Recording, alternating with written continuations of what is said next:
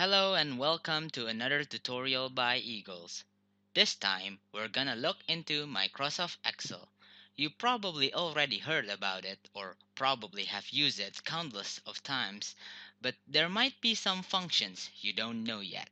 On the screen, we have some functions you probably already use, but there are more functions than meets the eye.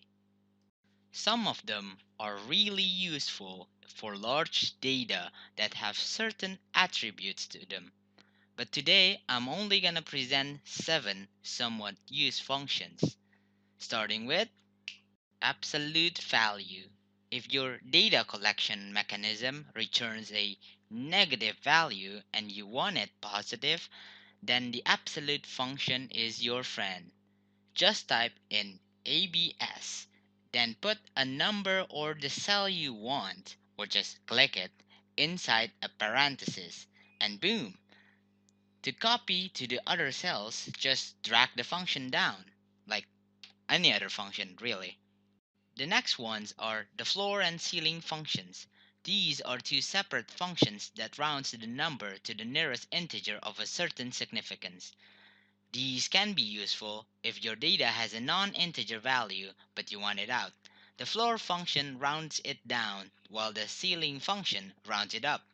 To use the floor function, simply type floor and choose the cell you want to be rounded down, then a comma, then a significance inside a parenthesis.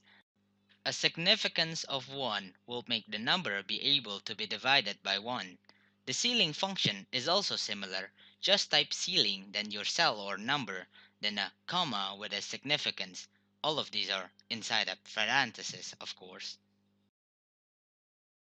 Moving on, next function is square root. If you know basic math to algebra, you know what square roots are. To get a square root of the squared number, just type SQRT, then the cell or number you want inside a parenthesis. After that is the power function. Again, it's pretty straightforward if you know basic math. Basically, it multiplies the number by itself an n number of times. To get the power of a certain number, just type power followed by the cell or the number you want to get powered, then a comma, then the number of times you want to power it. Let's just say cube for example, so 3. Now we're gonna learn how to use probably a good tool, but complicated nonetheless, the vertical lookup or VLOOKUP. So say the data you want is in another place, another sheet perhaps, and say you don't just have copy paste and you're looking for specifics. Don't fret because VLOOKUP is here to save you.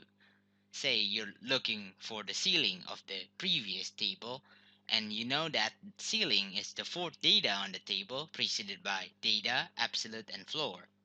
To use VLOOKUP, just type VLOOKUP, then the thing you want to search the data of, in this case, the original data, then a comma, then you need to specify where to search.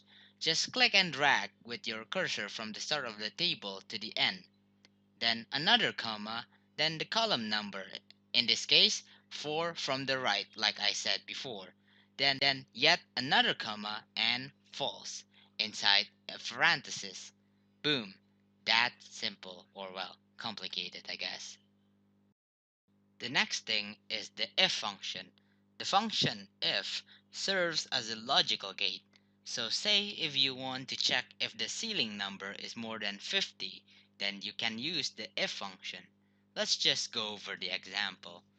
If you want to check if a number is more than 50, you need to type if followed by the number you want to check, then the logical operator you want, in this case, more than, then the number 50. Then place a comma.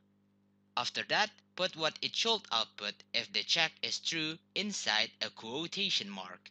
Then another comma and put what it should output if the check is false inside another quotation mark, inside a parenthesis. And done. We have an extra here, the dollar sign. It's not necessarily a function, but you can use it inside a function to lock certain attributes so they won't move even if you drag the function down or to the side. Let's just go over an example. If, for example, you want to multiply a number by a certain number in a cell that is static, but you want to just drag it over and not rewrite it, then you can put a dollar sign in front of the cell you want static.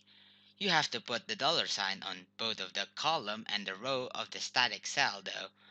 But voila! Easy, easy, easy. Anyway, this is the last problem I have to solve, and this clip is about the answer. So enjoy. Do do do do do do do do do do do do do do. Din din din din din do do do do do do do do do do do do do do. Din din din din. Do do do do do do do do do do. Do do do do do do do do do do do. Do do do do do do do do do. Do do do do do do do do do do do. Do do do do do do do do do do do. Anyway, that about wraps up this video. If you like it, then go to declareundefined.wordpress.com for my blog, which is the thing I'm gonna post this in. And that's it. I guess I'll see you on the next video or the next post. Eagles out.